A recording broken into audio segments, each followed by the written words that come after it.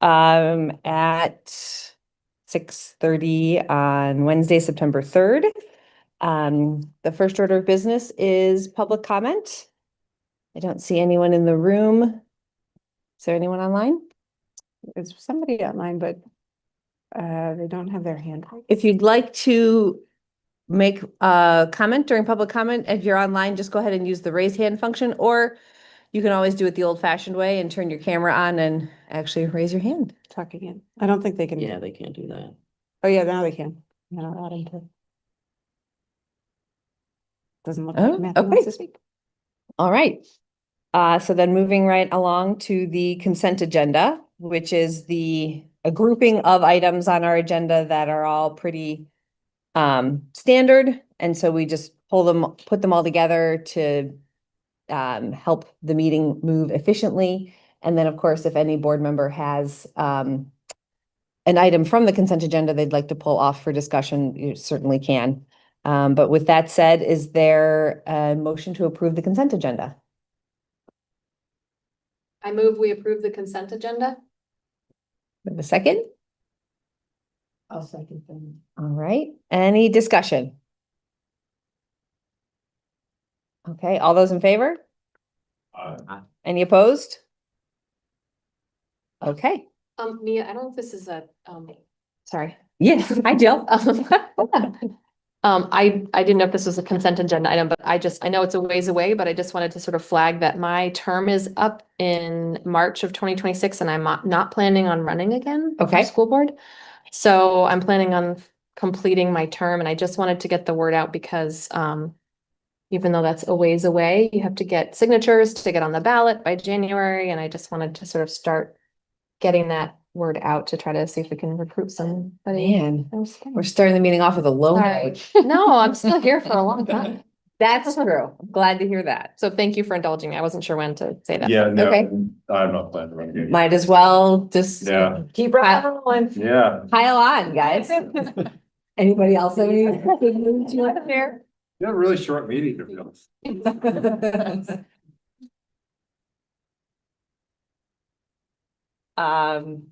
No, I do appreciate the heads up and hopefully folks who are watching and if they have any questions about what it's like to serve on the school board, you can always email schoolboard@MPSVT and I would be happy to sit down and get a coffee with you and chat about it. I think probably anybody sitting at this table would be happy to let you know what school board service is like and how rewarding it is. Thank you. All right, well then I think I'm gonna turn it Jake's over. got a question. Oh, Consent agenda, was co-curricular contracts, that last thing, supposed to be a link? it was an attachment to the email that we got because it's confidential until we approve it in the consent agenda. So it was one of the attachments that Anna included in the email she sent us. I think on Friday. Okay, thanks. Yep. Okay. Now I think I'm turning it over to Libby. Yeah, question. Do you want me to sit here where I can't see your faces, or would you rather me sit there where I'm looking at you and it's a little more We'll natural? put you in teacher mode. Yeah, I can put you do in teacher either. It feels a little more natural to me, so I can Sure. read your body language too. Happy to See where- exactly. about that last piece of brains I just said. Exactly. Well, Anna shares screen, she's gonna be my away. So as you're moving on that, I just want the record to reflect that Lynn also, I don't know if you all heard that, but Lynn is also up. I just checked. Oh, you checked. Okay. Yeah, so we have three But- members all. But are you going to run again? It's not my current plan. Okay, okay. So All right, so there will likely be 3 seats up for grabs. When it's town meeting day, technically they're all up for grabs. Well, anyone whose term is up. I don't mean to say that just because you're an incumbent, you get the seat back. But that is 3 fully open seats, it sounds like. Great. I don't think people are. Thank you for bringing that to our attention, Scott. All right, Anna, my Vanna, you want to share your screen? The one with the presentation, there we go. We're taking notes. Okay, I had Anna share this with us, so I feel much better over here so that I can see everybody's Good. face. This is a presentation that might seem a little familiar to some of you, but what we did last week or at our last board meeting is we talked about lots of different topics for the board to learn about or discuss, and one of them was MTSS and having a better understanding of our systems and theories of growth. So that's the purpose of this slideshow today. For those of you who've been on the board for a while, this is not going to be new information. However, there is information of like, where are we now with this? Okay. So feel free to stop me at any time to ask questions or save them for the end. Mia, which would you rather do? Oh, it's up to you. Either one will work for me. Okay, well so. then go ahead and interrupt Libby with question. Yeah. As a leadership team a few years back, we designed this moral imperative that is shared every year, multiple times a year with our staff. It's our moral imperative to ensure that any child who graduates from MRPS has a limitless future. It's our responsibility to build systems where student success is not determined by luck, willpower, family dynamics, or any other mitigating factor out of our control. So essentially, if I were to sum this up, it's no excuses. It's our job to ensure all students will learn. Not that they can learn, we all know they can learn, but they will learn because of what we do every single day. Some staff members have some beef with this statement, but we're sticking to it. It is our moral imperative to ensure it, and I feel that strongly about it. So Anna, keep going. This year, I went back in my slideshows. So I started superintendent in 2018-19. The first time these 4 pillars were shown to staff was 2019. So there's no shiny pennies that we're chasing here because systems take a long time to grow and to build. And when and I say we, I mean, a lot of times Mike Berry and I, because we started at the same time and he's really involved with this work as well. When Mike and I took over in 2018, there was very little of this happening. We had very good teachers and we had very good kids, and they were both living off the virtues of each. And so there were no real systems for us to truly point to. So this is our theory of growth, recognizing that writing was probably going to be pretty small for the board members on the screen. You all have a copy of that slide so you can read. So our pillars, we call them, there's 4 of them.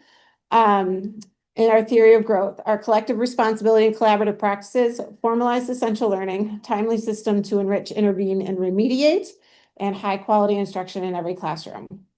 So this theory of growth, it came out of a whole lot of academic research, primarily done by Robert Marzano and colleagues that they have dubbed high reliability schools. So we like that idea that our schools are highly reliable to produce high impact students that come out with a limitless future. It's also based on some of Rick DeFore's work, who did a lot on professional learning communities and how exactly do teachers collaborate. And we'll talk about that in a minute. It's listening to our community and our staff a lot in those first few years and audits of our system. We began working on this theory in earnest in 2019. We have not just gone all in with all 4 at one time. Across the last 6 years, we've really focused our work on certain parts of these pillars, and some things that happened, like COVID, forced our hand to say, okay, we're really going to focus on this aspect, which happened to be formalizing essential learning and collaborative practices during that time. So some of our work doesn't exactly fit into these 4 buckets. However, these are our 4 systemic pieces that we're working on. And when I say these 4 pillars, a lot of people jump right to academics. We have the same system for SEL as we do for academic learning. And I hope the board, because you all have been here for a while, we have a pretty veteran board for the most part, have heard that in the language when Nick presents, when Jess presents, when Mike presents, that they all, and Peggy Sue, they all say very similar things about our system and how they interact and work together. So you could put SEL in timely system to enrich, intervene, and remediate, or you could put math there, either one. We don't have separate systems for either of those things. So let's go through each one of these here. And so I should back up. When I say the term MTSS, that's multi-tiered systems of support, This is all MTS right here. A lot of people are really going to timely system to intervene, enrich, and remediate is their MTSS model, but really it's all four of these things encompassed. So when I say that term, what should pop into your brain are these four pillars. So let's talk about collective responsibility and collaborative practices. The research is really clear that when schools put more ownership in the idea that collectively they can reach all kids in the school, rather than simply, I can reach all individual kids in my classroom, that schools who show like collective action show more growth in learning and better overall outcomes. And so that's one of the major switches that we've tried to do in the last 6 years is move away from they're my kids and I will teach my 20 kids in my classroom to every child in the school building is my kid. And we have to build systems around that. So that collective responsibility, because this job that we have is way too hard to do by ourselves. So it's been a change in language from, I know I can reach all my learners in the class. And if you want to click it, there's some animation. And the switch has been, I know we will reach all kids in our school and they will learn, which is a much more actionable statement than I can, right? Because whenever we say I can, it's I can if. I can if they go to bed early enough at night. I can if they come ready, prepared to learn, which is an elementary school way of saying that they're acting out, essentially. I can if they pay more attention to me than they pay to their cell phone. Like there's always an if after that, if I can reach them. But when we change our language to I will reach them, we may not get there for every kid. We know that, but it's not because we're not going to try. We're going to do everything we can. So it's been a real mindset shift for our district here. All right, Anna, keep going. So some of you have seen this before. John Hattie, you may know that name, has done meta-analyses for the past, I don't know, 15 years.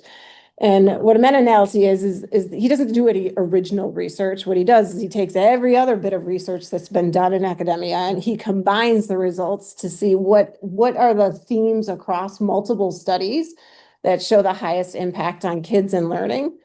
And when Hattie finds a 0.4 difference, that basically equates to 1 year of learning, right? So it's what we want to see, 1 year of growth. So any strategy that across academia gets less than 0.4, it's probably not a whole lot of worth our time.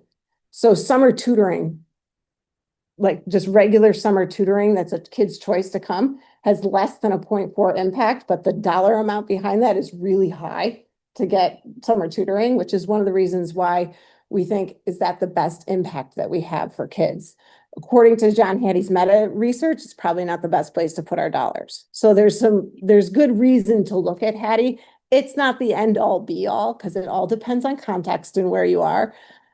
However, we look at that as like a baseline for should we try something? So collective efficacy has a 1.57 effect size on student learning. So that's just not 1 year of learning. That's like 2 years of learning. Like a third grader would get like 2 additional years of learning in 1 year, which is a huge effect size. So if we can really get a collective efficacy going, then we're going to really move mountains.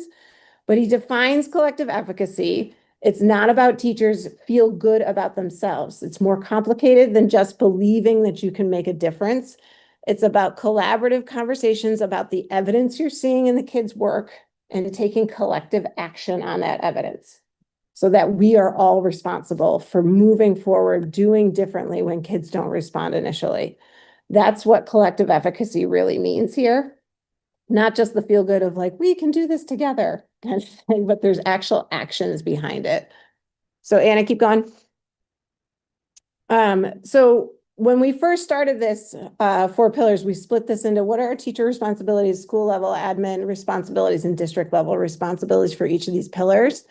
So in our professional learning community, some of the schools call them data teams. You know, we don't name them and say you have to name them that. They call them whatever they want to name them.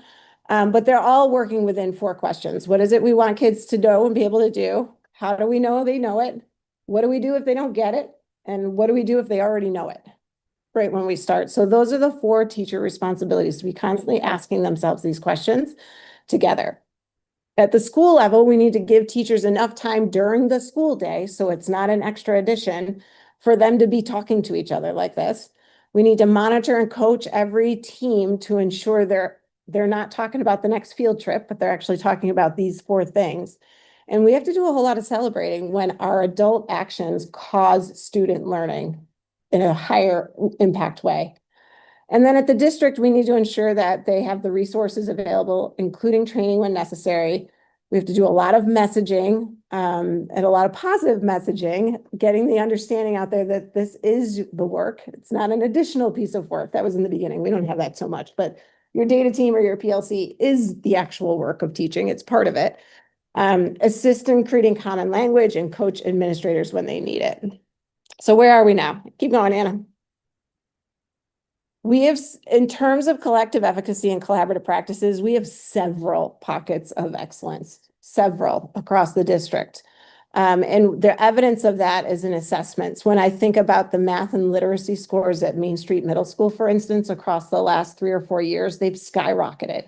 And a lot of that work could be tied back to their data teams at Main Street Middle School and math and literacy. They're excellent.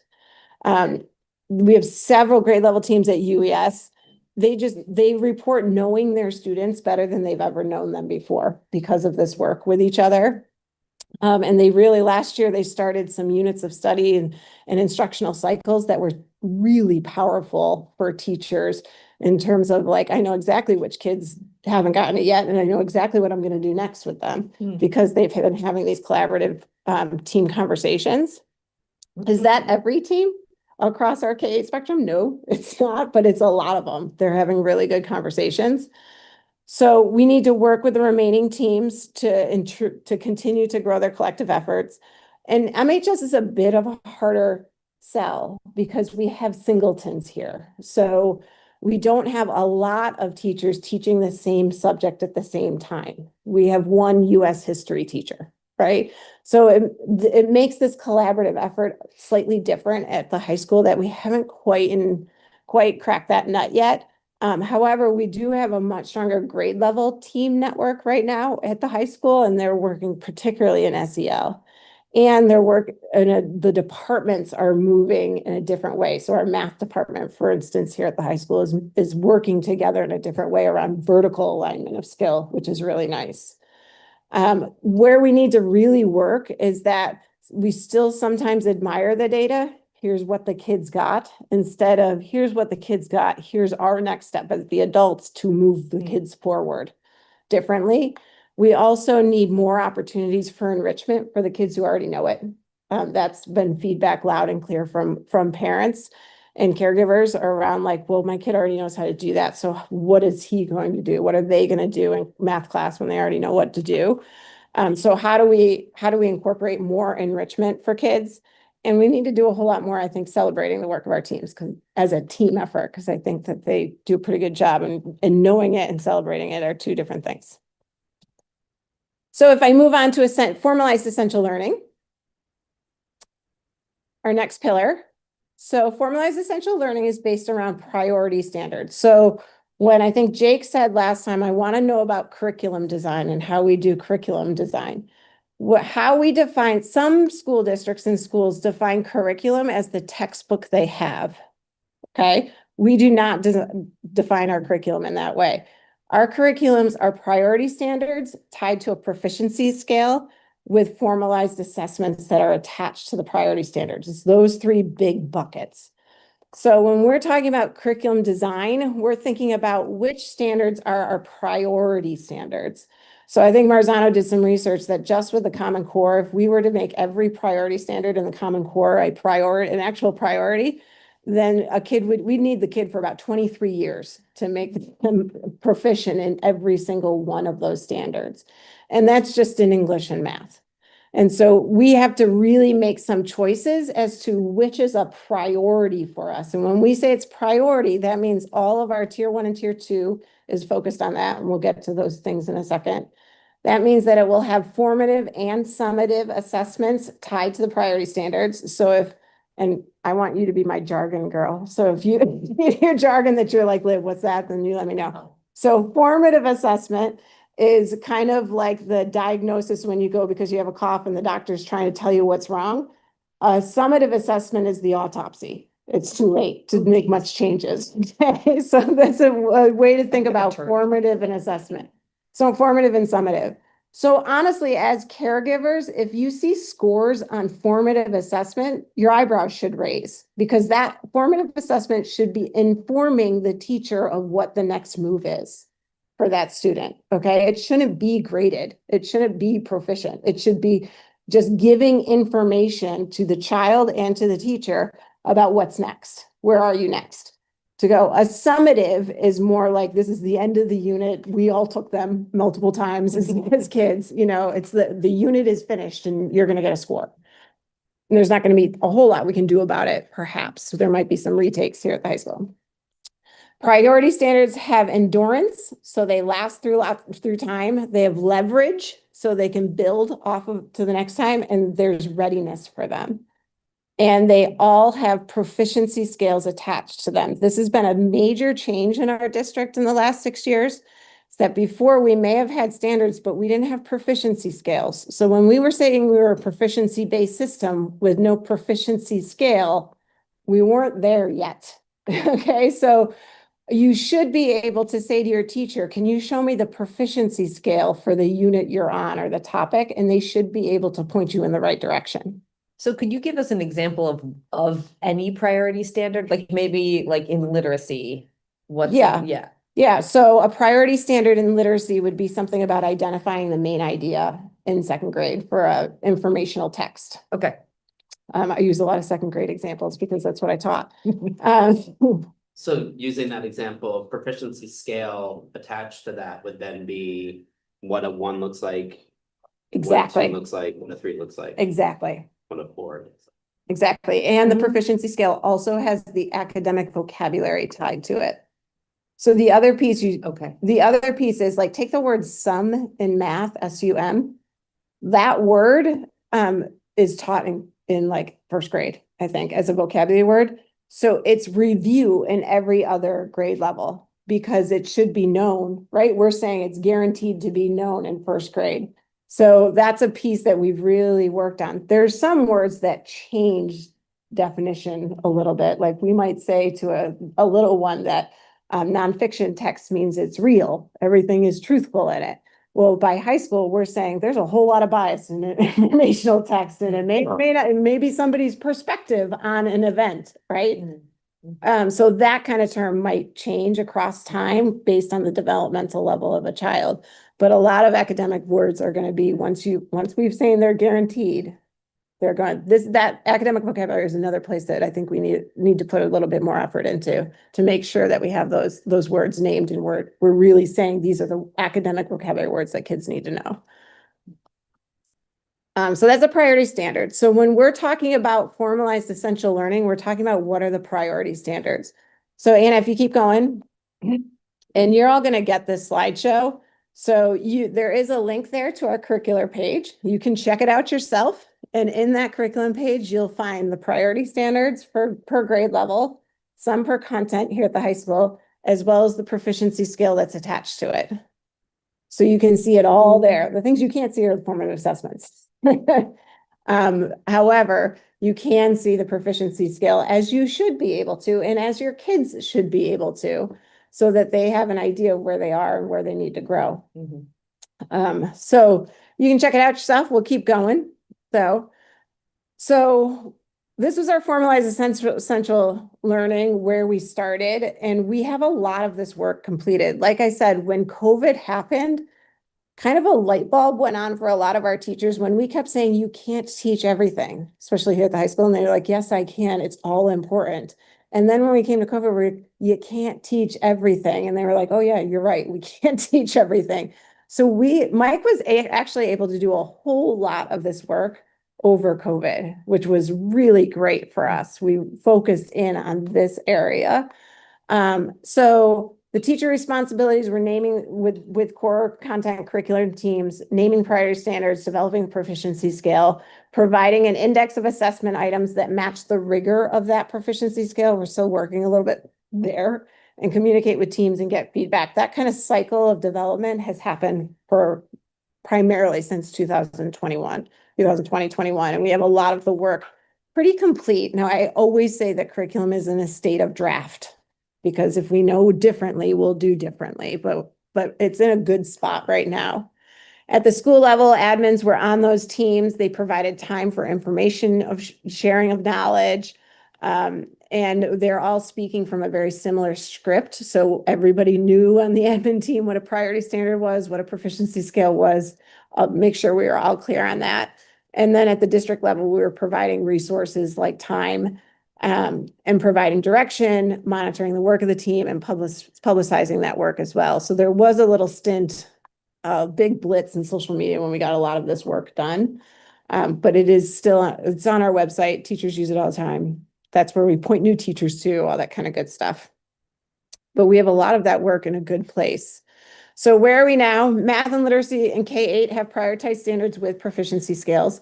Formative assessments are tied to many of these. So priority standards are not nice to know, they're need to know. That's what we're saying. They're need to know standards. So our assessments are tied to those.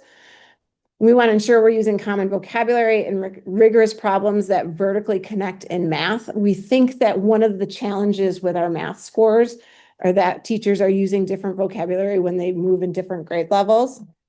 And that's confusing kids. And we also wonder if the problems that we're using to teach kids match the rigor of the standard. And so one of the ways that we're working on that is that we're developing use of Open Up math resource. So it's not a curriculum, it's a resource. And teachers, I think we're choosing resources in their classroom from tons of different spaces. And so we had no commonality across the board in math. So in K-12, we're now looking at Open Up resources. Our Main Street was the first to really dive into Open Up, and you can see the math scores in Main Street are much different than they are at the elementary schools. So we're working to use that K-12 as a resource for teachers. That's a big change this year. The MHS math team has done a significant work in redesigning multiple math pathways for students based on student need and caregiver feedback. Tim was part of that caregiver feedback group, and so they've made some significant changes based on that feedback and did a lot of really good conversations and work to do that. We need more work in science and social studies across K-12. We just need more work there in general because we really focused on math and literacy first. And our SEL standards and priority scales are at the end of development. So meaning they're in teachers' hands getting feedback, and like that feedback cycle is happening right now. So academics kind of went first and developed ideas for how to design things, and SEL is following behind them. So we're almost there with our SEL work as well. All right, Anna, keep going. So weird talking to her when she's not even here. Okay, so timely system to enrich, intervene, and remediate. This is like the money pit of this whole thing. So far, there isn't a lot of things that have cost a lot of money. Open Up is a free resource. So there's not a lot of things I've shown you so far that cost anything. The timely system to enrich, intervene, and remediate is something that we, meaning this board of directors, has put significant money in our budget to develop systems. Because once we had the ideology there, then we needed people to move into it. We couldn't just add the people or it wouldn't work. So I remember Nathan Suter sitting right here saying, we need more people to help kids who are struggling. And I said, Nathan, we need to understand what those people are going to do first. So we had to get some mindset shifts. We can't just throw money at the problem. So we've been working here for the last 2 or 3 years, and the board has come through in the community with the budget to get the human resources that we need in order to develop a good system to intervene, remediate, and enrich. We're not there quite yet, but we're close. So when I talk about the tiers, it's really important to understand the definition of each of these tiers. So tier 1 is universal first instruction. Every kid in our district should get access to universal tier 1 instruction. And what that is access to instruction in the priority standards for academics and social emotional learning in their grade level or content area. The PLC teams are determining the formative and summative assessments that go with it. The instruction in first instruction is differentiated. It's based on growth mindset. It's goal-oriented and should be engaging to kids. And 100% of our student population falls into this category. So if we're looking at that triangle, it's the big green part at the bottom because everybody's in it, right? Now, kids are kids. And so not all kids are going to get it the first time you teach them. Sometimes kids need more or need a different way to teach it. So once they've gone through first instruction, they've gotten some formative assessment data, we go to tier 2, which is the next slide, Anna. And in tier 2, that's prevention or intervention. So it's both of those things. What we're saying in prevention or intervention, we're still talking about the grade level priority standard. So the person responsible for reteaching or preventing here is the person who's the most expert in the priority standard. Who's that person? The grade level teacher, their team, and the content area team, if we're talking about high school. So it's still, tier 2 is still based on classroom teachers and what they're doing. So what they're getting information and they're reteaching it. Some here in at MHS, there's callbacks for kids who need to come back, right? The teacher, we have a system where teachers say you need to go to math at the Solon time so that you can get taught some skills. At UES, every grade level has intervention blocks, and same with Main Street Middle School. So they can get reteaching here by the classroom teacher. The idea here is it's really fluid and it's active. So, you know, a kid who's like the brightest mathematician in class could be struggling with one concept. They can get pulled back or they can get called back so that they can get some reteaching on this.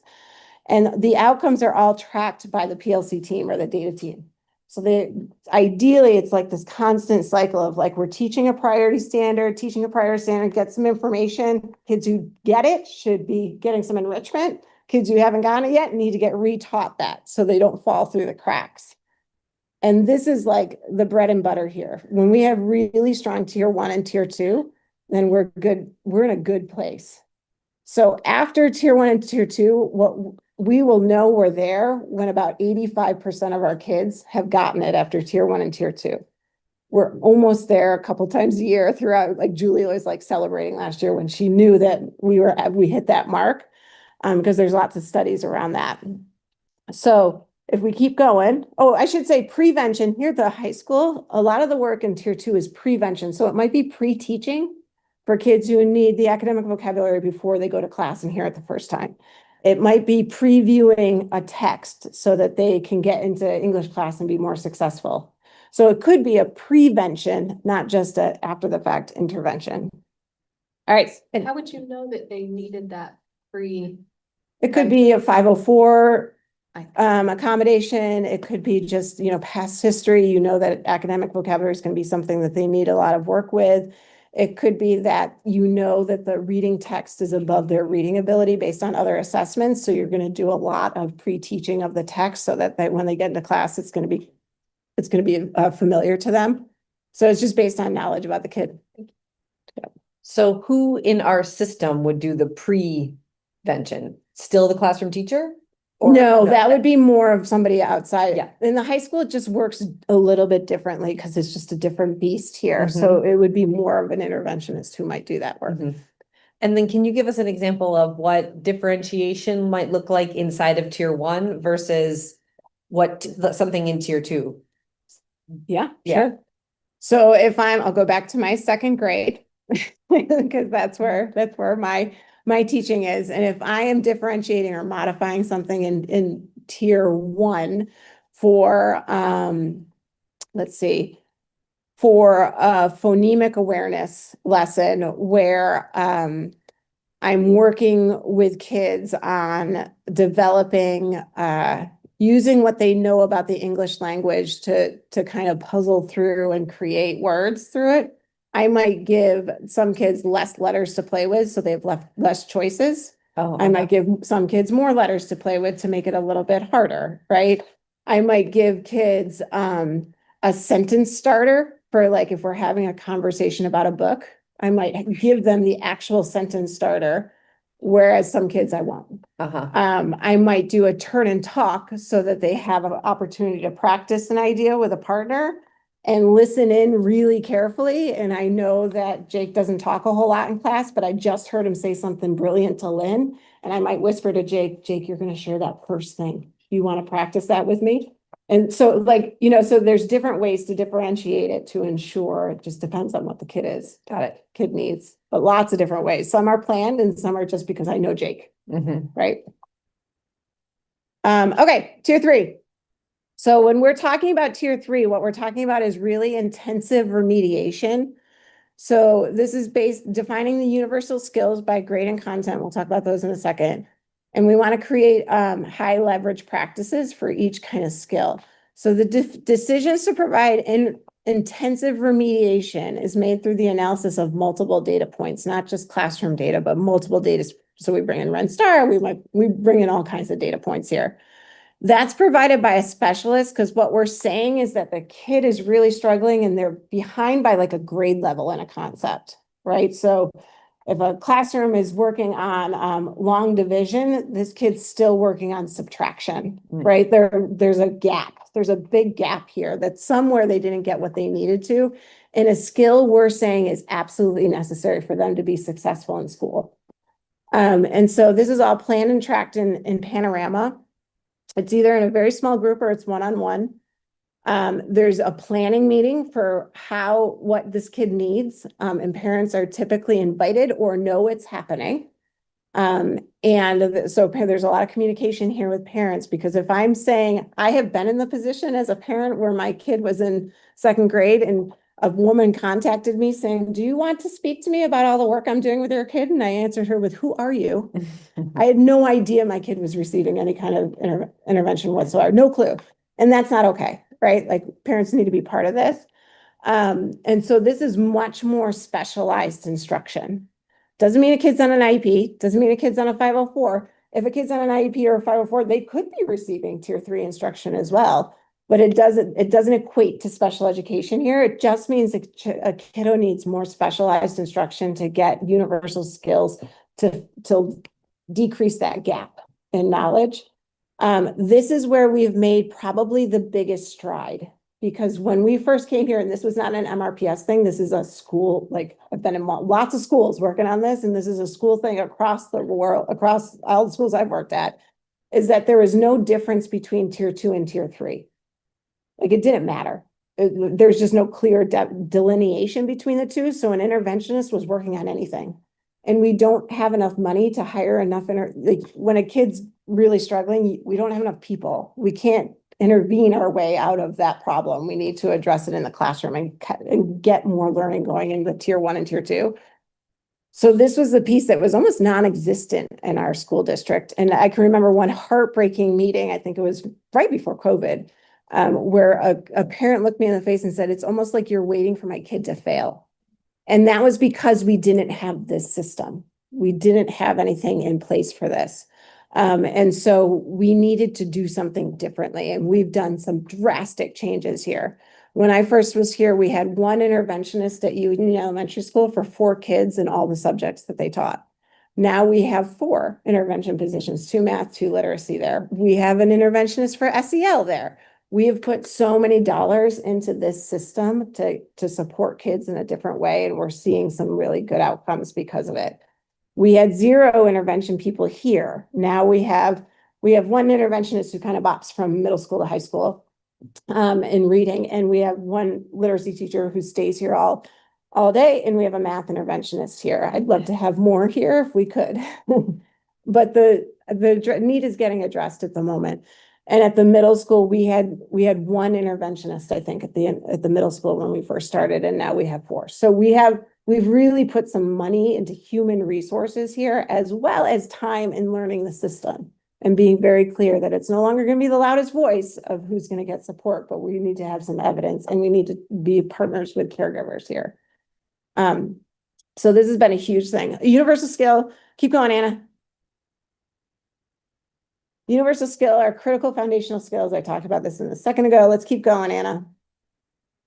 So last year, Mike, in the beginning of the year, sent out a survey to teachers to see what their understanding of this pillar was, just where were we?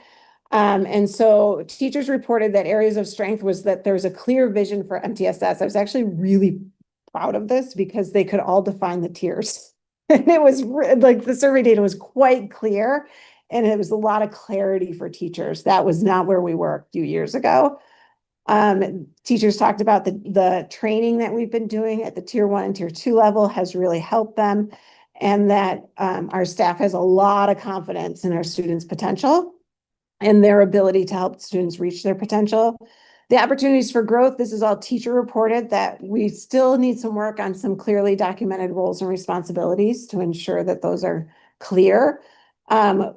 We'd still like to see more fluid movement of students in and out of services. So a lot of times in schools, and we are no exception, like if a kid started receiving the remedial services, they were in it for life. So it was like they had an IEP without the paperwork. And so what we're trying to do is a fluid service of like really short, impactful goals to say, yes, you need 3 weeks of instruction on this and you're going to get it and then you're going to move out of it again. So really much more fluid. And the better our tier 1 and 2 are, the better we can be at tier that. The documented roles of, roles and responsibilities, that's within the school system, so teachers do this, interventionists do this. Right. SEL. Exactly. Gotcha. Exactly. Yeah. We talk about it at the board a lot during our data things. We want more work on how to decrease absenteeism and increase SEL skills in kids. So teachers are reporting they want some work. They want to know how to do that. Because kids aren't going to learn if they're not with our awesome teachers, right? And we want to really get more effective progress monitoring, which is connected to that fluid movement. And caregivers continue to tell us too that we need more enrichment opportunities, and how do we, when we have limited human resources, how do we provide that type of support for kids who already know it? So this is like directly from our teachers in terms of areas of strength in the system and opportunities for growth. So high quality teaching in every classroom is where we're moving towards. We actually haven't touched this a whole lot. So when I'm thinking high quality instruction in every classroom, I'm not talking about content teaching. I'm talking about the pedagogy, like what is good teaching. So when we say best practice here at MRPS is, everybody says the same thing. And when we talk about, okay, so teachers, you need to make intentional decisions about where you are in the unit and what are the best instructional practices to use in that moment, and you're intentional about it, that they know I'm introducing a unit of study. It's going to be more direct instruction there.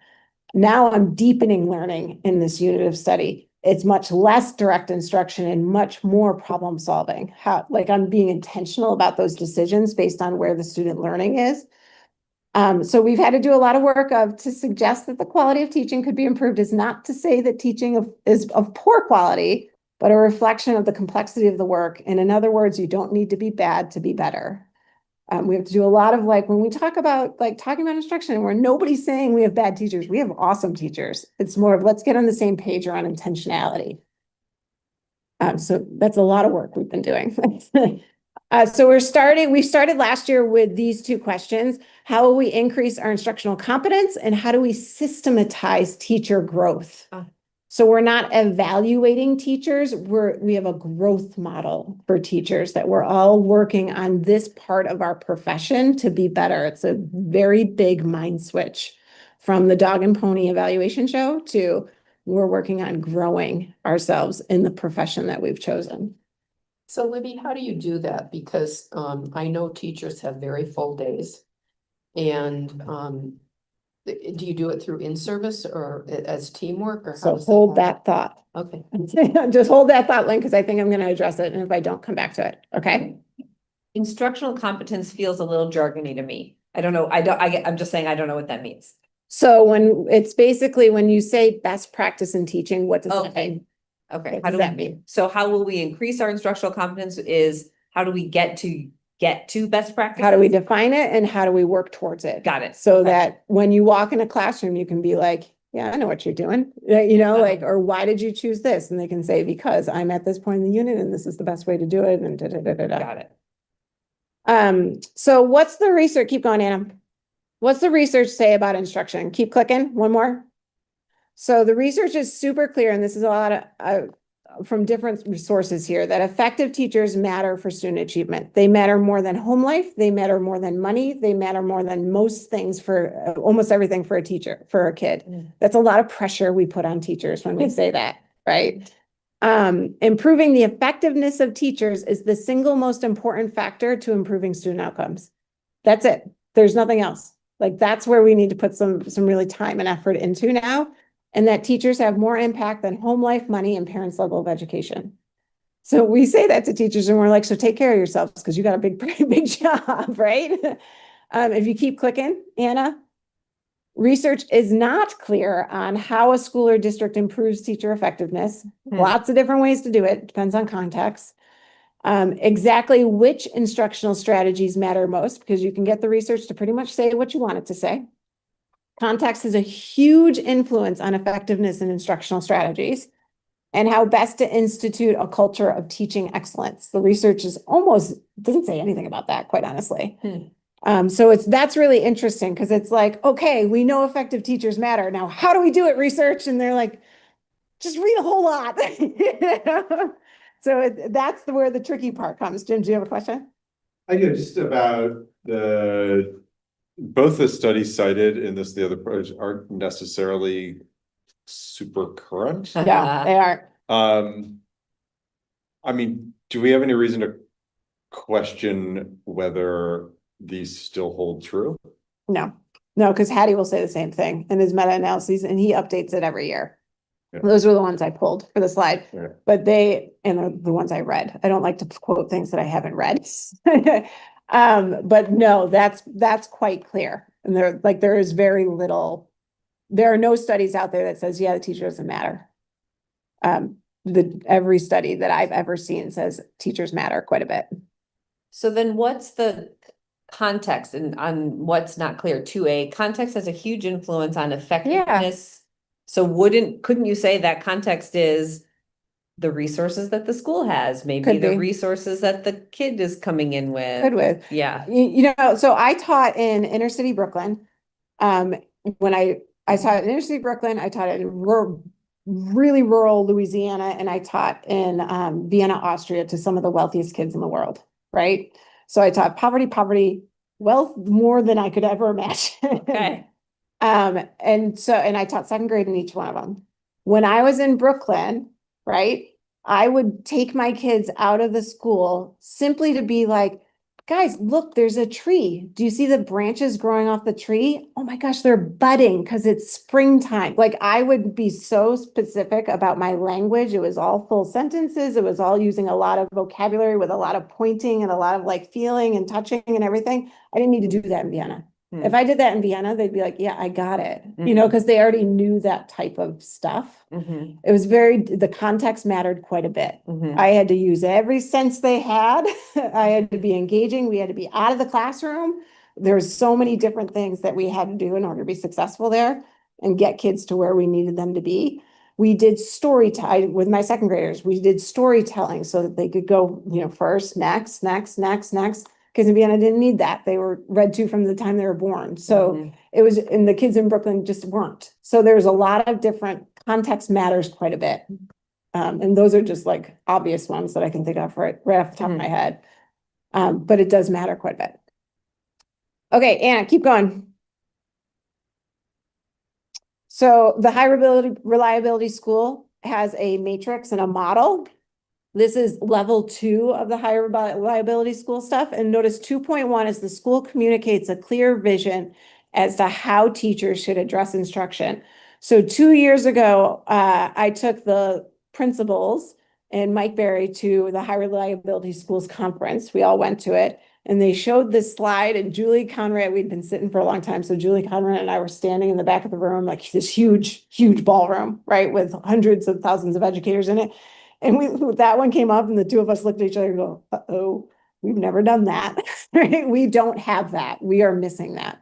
So that's where we are right now, is really communicating a clear vision for how teachers should address instruction. The rest of it is kind of candy. We're really focused on the first piece right here. So Anna, keep going. So when we talk about How do we communicate a clear vision for instruction? Means we need an instructional framework. So this provides a vocabulary for teachers, so we're all using the same vocabulary. It allows teachers with all levels of expertise opportunities for growth and improvement. So everybody needs to be able to see themselves in the framework and how they can grow their practice. It needs to be content-less and it needs to be grade-less. So Sadie Burke, who teaches pre-K, should be able to see herself in her framework just as much as Bridget Savard should be able to see it in her advanced French classes. So it needs to be contentless and gradeless. It should address these 3 areas of instruction, which is feedback to students, how do we deliver content, and what's the context in which we create for students to learn in. It gives our administration a common language to talk about so we can get better at our feedback for teachers. It provides the ability for educators to take quick data on instructional practices, like where am I right now and how am I going to get better? But without a clear vision for instruction, we can't change our evaluation model. And you all have seen the climate surveys. It is resoundingly hated by staff and administrators alike and not doing much for our teacher growth. So we can't touch that evaluation model, which we want to change to a growth model anyway, until we have a clear vision for instruction, because that's what we would be evaluating on, right? So Anna, keep going. So our instructional framework team, these are the most slides because this is where our work is really, this is where we're really focusing work right now. I'm on the team, Jess Murray's on the team, Jason, Julie, and Rachel are. Teachers are Sarah Voorhees, Colleen Purcell, Amy Kimball, Bill Khan, Eli Rosenberg, Judy Watt. We've just added 3 new teachers in Katie Chabot, Dan McGuire, and Laura Ballantyne. And Mike is new to the group, and Rebecca Doloro is new to the group as well. So the team last year spent a lot of time understanding what the instructional framework was or what it is, and then designing what we call our first 4 elements. So keep going, Anna, and you have these in this little packet here. Okay. So you can dig a little deeper. The first one is establishing routines and expectations. Then we have understanding student backgrounds and providing opportunities to talk about themselves, communicating clear learning goals, proficiency scales, and tracking student progress, and demonstrating value and respect for all learners. So in these 4, you can see our focus on belonging. We want all kids to feel like they belong. You can see like baseline understanding, like establishing routines and procedures or expectations. I always say John Wooden, quintessential UCLA basketball coach who had amazing athletes on his team, would spend the first 5 practices teaching them how to tie their shoes, because a blister for a basketball player is like death, right? So it's the same thing for establishing routines and expectations for a teacher. So we start with some very beginning things, and then we really work towards some pieces that work for other pillars, like communicating clear learning goals through proficiency scales, because getting teachers to use proficiency scales is still an area of growth for us. And then looking at the student backgrounds, providing opportunities to talk about themselves, and demonstrating value and respect for all learners fits right into our belonging goals. So that's why we chose these 4. And if you look at the first one you have here is demonstrating value and respect for all learners. So every element has these pieces. The instructional framework team designed these. So there's the definition, and Anna, you can keep going. There's the definition. So it's just what is the element? How are we defining it?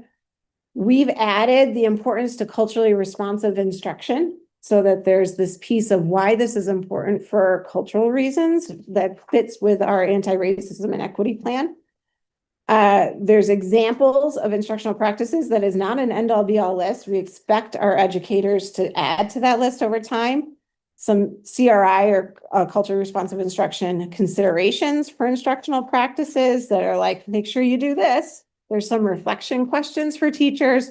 And there's potential opportunities to gather quick data. And then for each element, there's a proficiency scale attached to it. So educators can actually go in and say, well, I'm here, but I don't do that, right? And the 4 in the excelling in every proficiency scale means they've collected evidence from students. So they've asked them, how do I set up routines and expectations in my classroom? And they have student data that shows that. So this is brand new for our teachers, but this is how we're defining instructional elements, and every teacher can see themselves in it. You said these are the first four elements. How many are there going to be? We haven't decided yet. Okay. Marzano has 49, I think. Okay. We aren't going to do 49. We've already combined some. And we're just not gonna do all 49. Like one of his is using games. While using games is really important for engagement, I don't know if we need an element around that. I think teachers do that themselves, like, I don't know if we need an element there. But developing cognitively complex tasks, we need an element around that because we need to define it and teachers can use that to get better in their practice. Yeah. So we're being very cognizant about how we did it. We only brought out 4. We have about 10 that are kind of ready to go for game time. But we only brought out 4 for this year because we wanted teachers to really dig in and not overwhelm. So our goals for this year is that our goals are by 2028 that we have a formalized instructional framework that's pretty well finished, that all faculty understand and use to grow their teaching practice.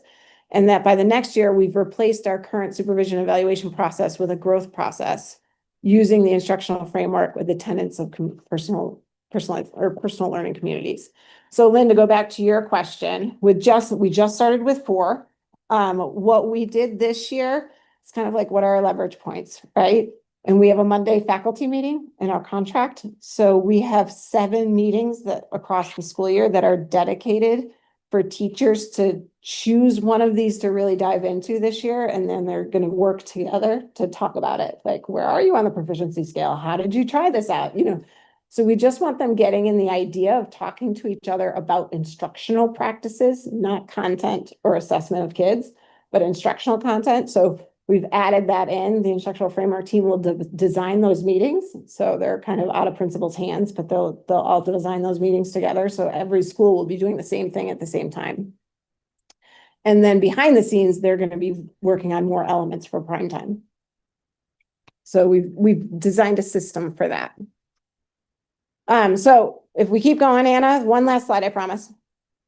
So all teachers will choose one element to focus on from these 4. We have 7 dedicated staff meetings that are all action-oriented and teacher-led. The instructional framework team behind the scenes will be building more elements. And in future years, we're going to build district teams that cross content in schools to discuss instruction. So my dream is to have like this building filled with our teachers and one teacher saying, hey, let's talk about demonstrating value and respect and what you've been doing in your classroom and then we build our playlist out. So like this bullet list of example instructional practices are our teachers' instructional practices that they've actually tried, that we have a cadre of videos of our own teachers working in these areas that we could put up on our website. So new teachers particularly can go in and watch videos of our teachers doing it. We have all these ideas for like where we can go in the future here. We want to build that playbook for our teachers, and we want to develop a growth model to replace our current evaluation system across the next few years. So that is when somebody says, what's MTSS? That's an in-depth look at what MTSS is and where we've been and where we want to, like what we can celebrate now and where we want to go next. Any questions? Go for it, Tim. Thanks for this.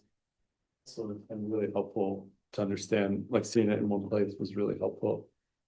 My question is, if we went to like neighboring school districts in Vermont, would we see largely the same thing, or like, are we pretty unique in this? We're very unique, Tim. Well, I'm just kind of curious how it fits into what schools are generally doing in the state. So MTSS is a law in Vermont. So you have to do it in Vermont. Having said that, it's a jargon term. So people define it differently. And the state defines it differently. US people at the state level, how they define MTSS, they're going to give you different answers. This is how we've designed it. If you were going to go into other school districts, I think some would have very similar work as us. Like Essex Westford is doing very similar work as us. Very similar. They're using similar like research and theory and consult, like they're doing very similar work. I don't know about I don't know if Wash Central is doing this work or not, because it's not as prevalent in our conversations. Like I've had conversations with superintendent over Essex Western, the former one, around like getting our teams together because it's so similar to talk problem solve together. So I think it just depends. But MTSS in general is an unfunded mandate from the state of Vermont. So maybe if I'm understanding you correctly, every district is using some kind of MTSS model, but not all of them would necessarily have 4 pillars of growth. And No. if they had 4, they wouldn't maybe be these same pillars Right. or something like that. They'd Okay. have a curriculum, probably, or a textbook that they call their curriculum. They have some sort of system to intervene. It may not be as like specific as ours. They talk about instruction in some way, like these elements Yeah. would still be there, but I don't know if they'd be as defined. When you talked about developing scales for evaluation, is that in-house development or do things come with like some basic outlines of expectations at the end of a unit? Are you talking about instruction or learning? For kids learning from the instruction? So that would be based on the proficiency scales. So But where did those come from? Did we? where do they design- come from? Yeah. So we designed some. We pull on Marzano's research quite a bit. Marzano like writes a book a week. He's like one of the most prolific academic researchers there are. And he has a lot of proficiency scale work that we've taken and we've revised for our context and the priority scales that we've had. So we use a lot of his work and revise it. We don't take anything just take it by word. We always think about how does it fit into our context. So we've done that a lot. The high school teachers have done a lot of the work themselves because there's less work on proficiency scales for high school level than there are for other levels, which is surprising. Right? So the high school teachers have done a lot of work themselves because teacher expertise plays into this. That's part of the context piece. So if it's internally developed, how do you know how valid it is really in the bigger context? Well, that's where we would use things like VCAP, like the Vermont State, like that tells us whether that's a programmatic test. It's not like I'm going to look at Scott Lewis's kids and how they did on that test and know what to teach them next. That's not the purpose of that test. That test is more of a programmatic piece, Right. which is why our math scores being where they are, we said programmatically, there's something wrong here, right? Like, because programmatically, we're not reaching the benchmark that we need to be reaching. So that's why we're looking at like what system-wide might be the challenge. It might be common vocabulary across system, it might be common teaching practices across systems. So we want to think about how do we fix that? Does that make sense? Yes, and then if kids end up with low scores on the national testing or whatever you're using as kind of your measure. State testing, yeah. Yeah, Per program. then do you look at that and make adjustments to the curriculum for the next year? Yeah, so that's what I was just referring to. Yep. It's not always by year, because this work, like I said, we started this, we spent like a year getting to know the system, what we had in place. And then we've been working on this for literally 6 to 7 years and we're not there yet. Like this type of change effort is ginormous. And you don't just change curriculum overnight. Like that just doesn't happen. You don't change pedagogy overnight. You have to take time. You have to recognize that you're working with humans who care quite a bit about their profession. And it's very personal for them. So how do you move people forward together in a different way? So the open up so far has gone pretty well, but this is brand new for our elementary and our high school. But we've done it. I think we've done it in a way where teachers are open to the idea of changing some things around there. Thanks. What is, for the tier 3 instruction, kind of like wondering what the, what's the scene like? And, you know, it seems hard, like to have to make up so much time with something that's sort of falling behind. So has it been affected, like getting them back on track? And you know, how do those instructors, whoever they are, pull it off? They're amazing. Our intervention team is pretty amazing. They're amazing teachers, first of all. The better we get at tier 1 and tier 2, the easier tier 3 gets, right? Because the less students they need to focus on. Like I said, you can't remediate your way out of a tier 1 problem. So if our instruction at tier 1 is not high quality, then we don't have enough people to intervene for every kid who's struggling. We have to get classroom teachers involved there, which has been like the major shift in the last 2 or 3 years. So the teachers, every year those numbers start to shrink a little bit more of kids in need of the remedial services. And the idea is that we will never get to a point where we don't need remedial services. However, the idea is that they have much more time, like specialized time with smaller groups of people, because we've been doing our work at tier 1 and tier 2 every year, and we have the evidence to show it. We're not there quite yet, but we're getting closer and closer each and every year. It's one of the reasons why we ensure that we have, well, right now we have 1 unfilled position, but we have 4 positions at the elementary school versus, the 2.5 here at the high school, because we have to ensure that the gaps don't happen early, that we catch them early. That's not to say, however, there's a misnomer of like, let's put all our intervention services at the K4 level, because that's where they happen. Because hard content, kids are learning new content throughout their entire academic career. One would hope. They could struggle at any point in time. So we have to have a system ready to go to support kids throughout their journey with us. So you can't just put it all in one place, but I think you do need to have more there, more human resource there. Did I answer your question? I think so. It's a hard job, most definitely. Yeah, Are they using the same instructional techniques or Yeah. do they? much more specialized, much more one-on-one. So that's where when you hear the term Orton Gillingham, like that's a remedial service for kids in literacy. What was the term? Orton Gillingham, or like a It's 2 Wilson names. reading program. Orton-Gillingham. Okay. Yeah, or like a Wilson it's much more specialized instruction that not every kid needs, but some kids really need a different way to learn certain concepts that are important for them to be successful later on. So that's where those tier 3 teachers are skilled and getting more skilled every year in specialized instruction. One of the challenges is that type of specialized instruction doesn't really exist in math too often. Like there are a few things that you can do, but it's not like literacy. There's much more work that's been done in literacy than there has been in math, which is one of our struggles, I think. It's like, what does specialized instruction in math look like? I think one of the other things that the system helps or supports the interventionists with is that you made the shift a few years ago that these interventionists would be doing just like a very bite size.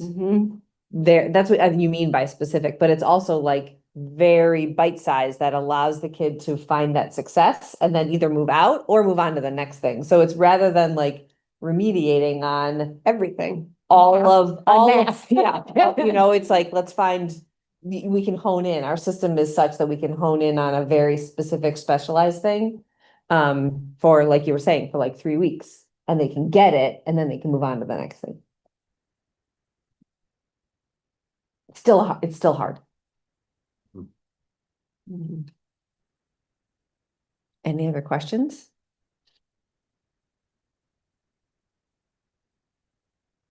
Well, thank you, Libby. Yeah, this is the stuff I get psyched about. We can tell. This is the fun stuff. I was sitting here thinking that would also maybe be useful to be on our curriculum webpage so that people don't have, like, maybe your slides, maybe we link to this. It's all on there. But these slides, like what you just showed with us. Oh, not showed the us today? specific slides, no, Yeah. but like the definitions of the tiers and what you can expect in each one, like all of that is on our website. That's good. Yeah. But this to me feels like this is the all-encompassing of the system, whereas the curriculum is part of the system, right? So I don't know, we have a lot of parents, I think, and caregivers in our community who like to geek out about this stuff and are very curious. Yes, I know. And also want to have this kind of context to be able to better understand how their kids are learning in school. And this, what you just presented to us tonight is the most comprehensive I've seen in almost 5 years as a board member of what our entire system looks like and how it's meant to support kids. So, for what it's worth, I think for those who would like to take this kind of a deep dive and spend a little over an hour learning all about it, I bet there's a caregiver or two in our district who Yeah, I encourage everybody to go to the curriculum and instruction page because there is some information for families and I'm looking at it right now. It has multi-tiered system support, standards, proficiency-based learning, curriculum design, assessment data, reporting, our curriculum, instructional coaching, professional learning. Like it's got lots of drop downs to play Yeah. it. Like you could go in there for hours. And geek out just like me. Right there. Yeah, Thank you. I'm gonna move back to my official. Okay, yeah, come on back. Okay. Next on the agenda is to do the wrap up of the committee work that we were doing at the last board meeting. We didn't sort of report back to each other after doing our small group sessions. So I'll let you get situated. So could you bring up the visual aid of the actual committee plans or timelines? Yes, I can. I think they're helpful to have the visual aid. Come on up and then I'll share my screen. You want to do equity engagement first? Sure, we'll do that one first. And I can add in a very light touch on the superintendent evaluation as well, because it's pretty straightforward, but just to let folks know. These are all linked to the agenda too, so if you can't read that, Yep. although I can make that bigger. So the Equity and Engagement Committee, we have a very long list. I'm filling in for Rhett because he's not here tonight. He's our chair. But we have a very long list of things we would like to do. And so we've actually been having a couple of conversations leading up to the last board meeting to try to prioritize and then also deprioritize, which is hard to do because everything that was on our sort of to-do list felt pretty important to us. But at the meeting on the 20th of August, we landed on these as 4 focus areas. And in fact, I think Libby's template actually had 3 focus areas in it, and we just couldn't help ourselves. We had to add a 4th. But we do think that this is a fairly doable bit of work. The first one is that the committee, those of us on the committee, that's Rhett, Lynn, Casey, and me, we will be sort of the project managers of the community engagement work that the entire board does. So the community engagement work, examples of that would be like having the table at the fall festival, holding a listening session at the library, holding a list at the library in Montpelier, holding a listening session at the Roxbury Free Library. Maybe we might start to go a little bit crazy and maybe go to some open houses in the schools and have a table there, or maybe we'll have a table at the the play, so that during intermission, if people want to chat up a school board member, they can chat up a school board. We haven't landed on all of them. We're still a little bit in brainstorming, but those are examples of community engagement work of the board. And when we say the board, we mean everybody on the board, and we will just be making sure that people know what those opportunities are, and then very gently and enthusiastically recruiting you to attend 1 or 2 over the course of the year. This is definitely not the kind of thing where we think every board member needs to do all of it. In fact, we want to share the responsibility and share the fun. So pretty soon we'll have a calendar of those different activities, and we'll be asking board members to sign up for different ones. In fact, our first ask is actually the Fall Festival, which the board has had a table at for the last 4 years, maybe, and has been a really awesome way of chatting up people throughout the district, because so many people come to the Fall Festival and so many people are happy to talk with board members in between bites of popcorn and waiting in the very, very, very long line for the face paint for their 3rd grader.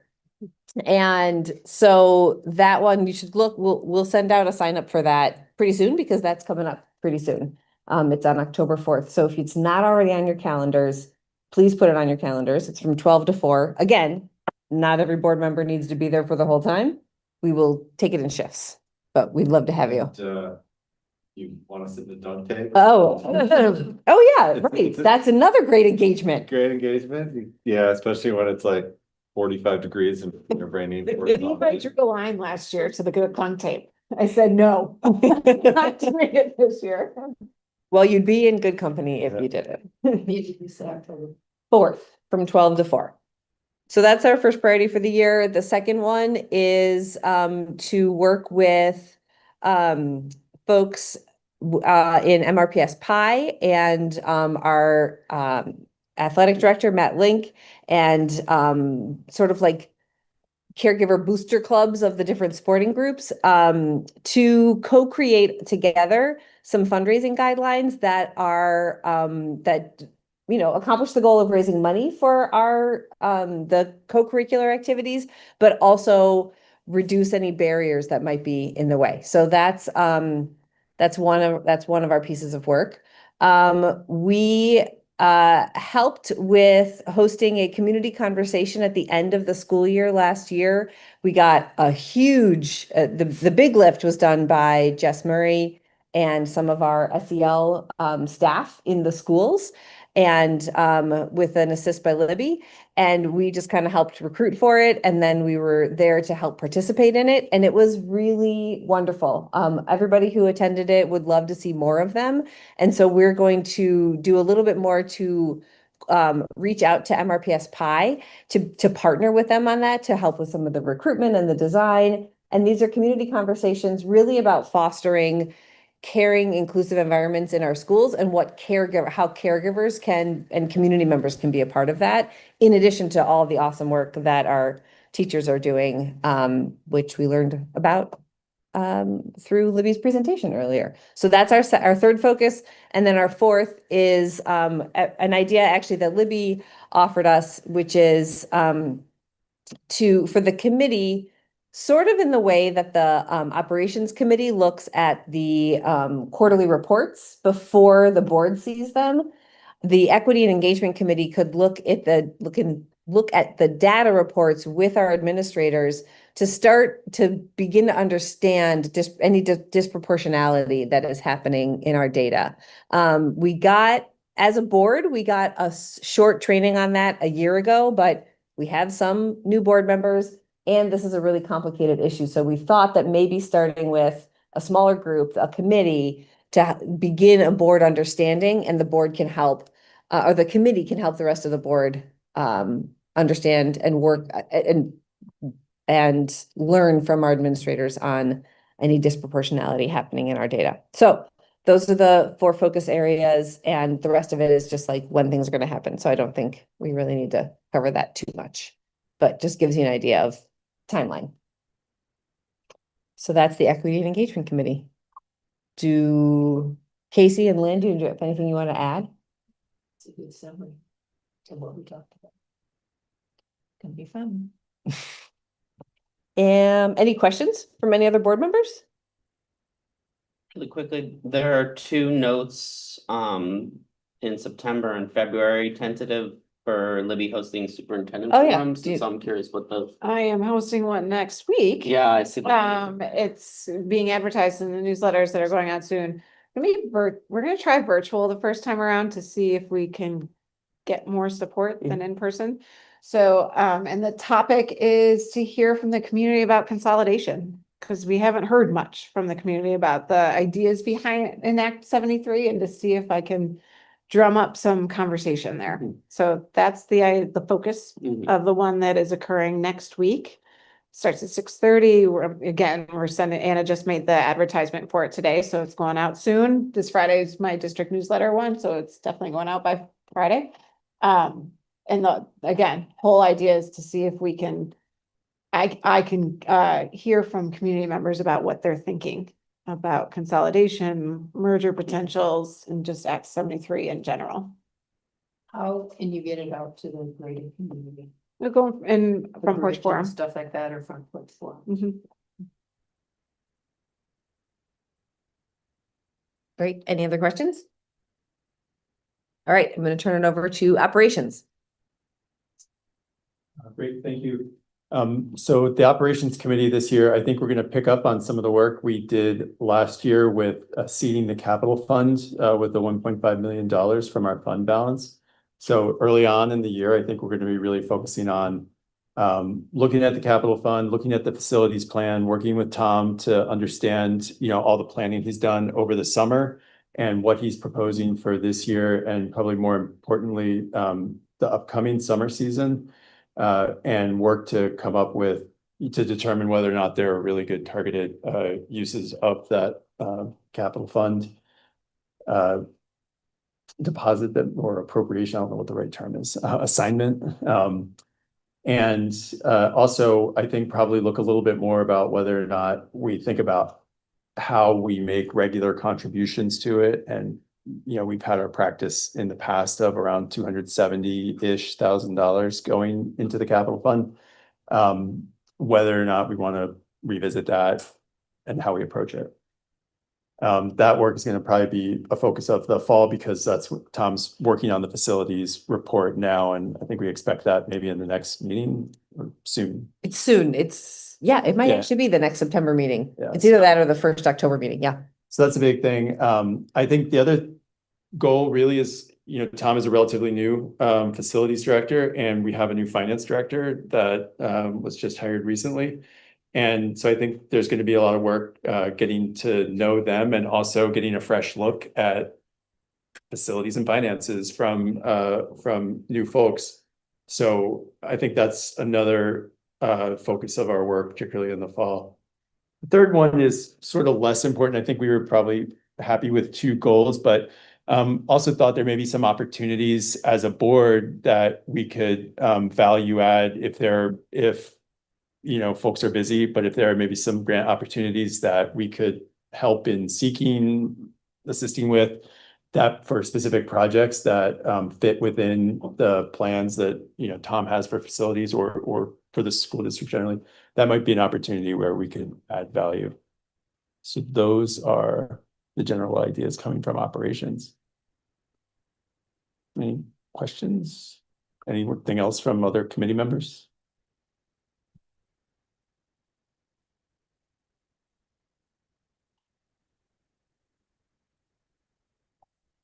Great. Okay, policy committee. All right, I can take a stab at that. So the policy committee is Tim, Jim, Rhett, and myself. Our role is to review, draft, and recommend the board policies to align with state and federal laws, and obviously otherwise support our governance of our schools. So we worked on this, what was that, the 20th? So our 3 goals are, oh, I should back up a little bit. What drove our goals and our plan for the year is the board had the Vermont School Boards Association do a policy audit, which was fantastic and thorough. And I think there's a link to it from this document in your agenda. So basically, they literally reviewed all of our policies, made very specific sort of recommendations and reflections. And there were some that they highlighted as sort of being more of a priority that we needed to address sooner rather than later. There were some that were fine, and that they had recommendations for, hey, next time you revisit this, here's some things you can think about. And then there are also a few new policies that are coming from legislative action that we don't have model policies yet, but will be in this coming year. So based on that, our goals are to implement those policies, and the priority ones specifically, and any that we're missing from our policies. Then implement internal priority policies, so things that we've flagged as things that are priority for the board. And we figured in that we can include any sort of amendments or additions to our existing policies, and then set up a schedule for reviewing the policies. There used to be sort of a calendar and a cycle. So we'd like to get back on that cycle to help drive our work. So then the monthly action plans are based on sort of a combination of the things that were more immediate, as flagged as either, you know, missing and needed, or needed to be updated sooner rather than later, or were new requirements that needed to be put in place. And then there were some that we grouped kind of by content or, you know, sort of similar theme. And then there are some, like in future, especially sort of like the January 2026, for example, that's when the statewide phone-free policy gets released. So that's when we would pick that one up. That's how we sort of divided these up over the year and set up the monthly action plans. So we do have some priority policies that we have discussed over the summer and past years. But we've flagged that the first ones we really need to tackle sooner rather than later, the wellness policy, our library materials policy, and one regarding homeless students. Again, some of these are minor edits and some of them are pretty substantial. And then from there, we have sort of divided up the remaining policies. And so we reviewed our list of all our policies and our required policies. We reviewed the audit from the SBA and things that have come up with the board, and then tried to sort of divide them equally to sort of set our work for the next several months.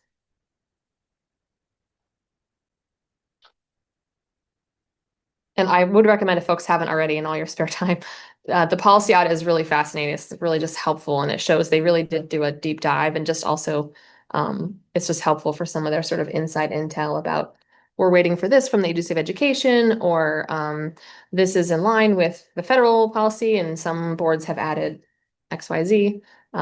Yeah, I thought they did a very good job. It was really thorough, and it's also very actionable. It's very easy to understand what they saw and then their instructions to us on how to address it. So that was really helpful. We could pick it right up and work from it. Okay, this one does not have a visual aid, but the Superintendent Evaluation Committee, our priority is to evaluate the superintendent. But we will, over the course of the year, have a couple of check-ins with Libby on the progress of her, on her goals for the year. And then starting in April of next year, we'll launch and probably work with the VSBA again, to facilitate the actual eval process. And we have one last order of business to do before the previous eval process is done, which is for the committee to formally accept Libby's goals, which are finally finalized. And so we'll have a committee meeting coming up fairly soon, TBD, for those of you on the committee, to do that, and then figure out our schedule for those check-ins with Libby over the course of the year. So actually a fairly light load right now for the Superintendent Evaluation Committee.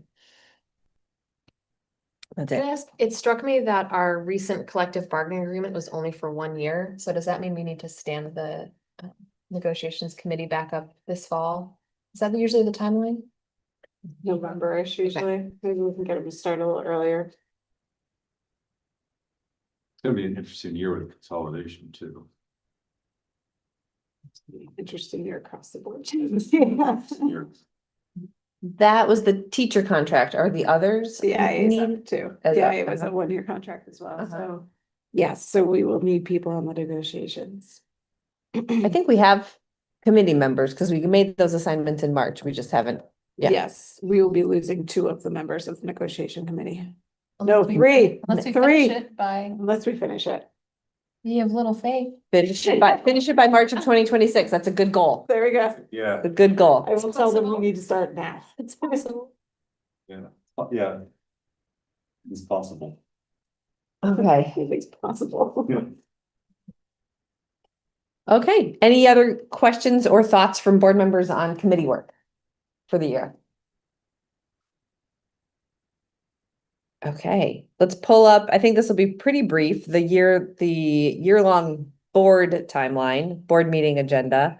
So one of the things that Libby asked us at the last meeting was, what would you like to see? What is some of the evidence you'd like to see that will demonstrate our progress in our 3 priority areas of academic excellence, belonging, safety, and wellness, and communication and community engagement.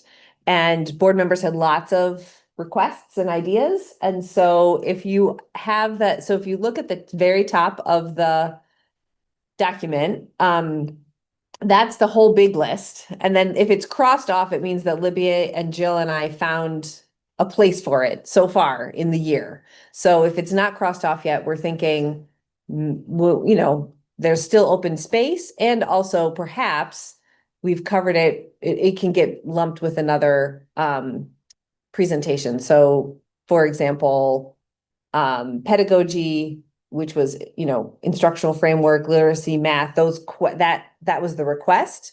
Libby worked that into the MTSS presentation tonight. That's not to say if there's more questions. Exactly. We'll do more. Right, we can have more presentations on it, but that was the idea, is that tonight's overview covered that, as well as what does our MTSS model encompass? What other things, I should say, does it encompass? And so this is really just to make sure, this is always linked in board packets. So you always can look at this, but we just wanted to do a quick touch base to say, based on what we heard 2 weeks ago, here's what we've planned out so far. And so you should, one, definitely let us know if we didn't capture something that you said that you were looking for. And two, if there's anything new that you've thought about and would like to see, let us know. So we can get it into the agendas, into the calendar, as it were.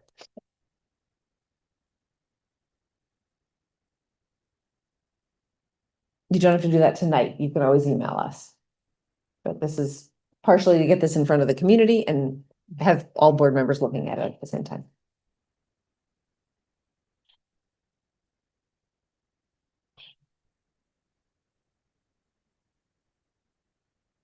Quick question, what's EQS, DQS? EQS is the educational quality standards and the DQS is district quality standards that were set in the law that were supposed to start in July. And there's been some stops and starts at the agency of education level Yes. around whether or not those are true and representative. So we decided to hold off on that a little bit until we hear more from the agency. The CVCC bond vote, I would love if we could get Jody here and maybe sooner than October 15th. I don't know. Sooner? Okay. I mean, early voting starts how many days before? Oh, good question. I hadn't thought So, about that. and I don't know what her schedule for community Okay. meetings is, So but we can take another look at that. and I timing. can fit up with that. Mhm.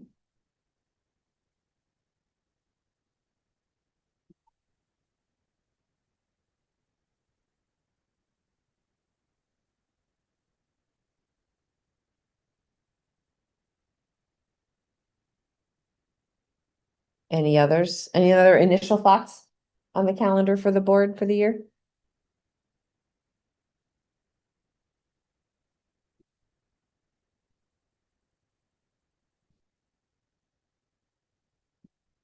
Okay. Libby, you provided an RVS update in your superintendent report. Anything else to add? No, I just texted our lawyer Mm-hmm. just to make sure that there weren't any earlier today. And he has not heard back from the town since they had a phone conversation last week, and he's gonna check in with them if he has not heard anything by Monday. Okay. So the contract is still in the RVS Select Board's hands, and the phone conversation, they talked about the remaining inspection and PCB kind of issues of whether or not we would be responsible for remediation, mitigation, fixing anything. That language in the, building, that language, yeah. PNS, purchase and sales agreement, yeah. Yeah, that's where they had a conversation about, so he's still waiting to hear back. Okay, Well, the deadline you set, finalizing this, We haven't. we have one somewhere. well, we have a close, right now, the language in the purchase and sales is the closing date is November 1st, right? But there's no deadline to get an answer back on the purchase and sales. But they won't close without it, will they? Well, no, you think you have to sign that first. Yeah. Yeah.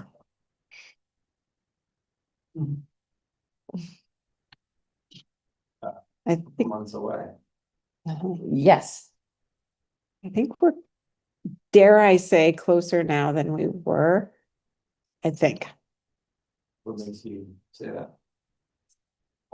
I think our lawyers, sounds a little more confident that we're a little closer. Well, and we've given a little Yep. too, I think, from where we were originally. True. As far as this PNS language goes. True. So what And I think they hap- have as well.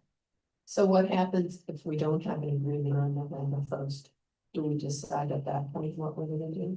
I think it's a We good extend question. it? It's a good question. That I don't have an answer to, that might be a worthwhile board discussion if we're still in the same place next week or next board meeting, maybe. Yeah, I think it would be.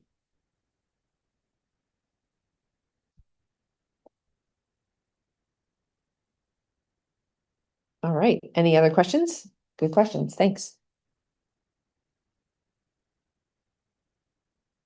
Okay, let's move on to policy monitoring. We have policy A21, public participation at board meetings, A22, notice of non-discrimination, and FM 100, budget execution.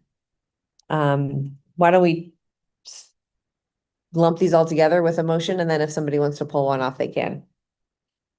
Is there a motion to approve policy monitoring reports? I move to approve A21, A22, and FM 100. FM 100 sounds like a radio station. It does sound like a radio station. It does. And we've got Jake on the second. Any discussion? Okay, all those in favor? Any opposed? All right, I think that's it, everybody. Motion to adjourn? Is there a second? Oh, a second. Don't all talk at once. Come on, people. All right, all those in favor? Any opposed? Okay. Sorry. Meeting adjourned. Good night, Missed everyone. out on The last one, so.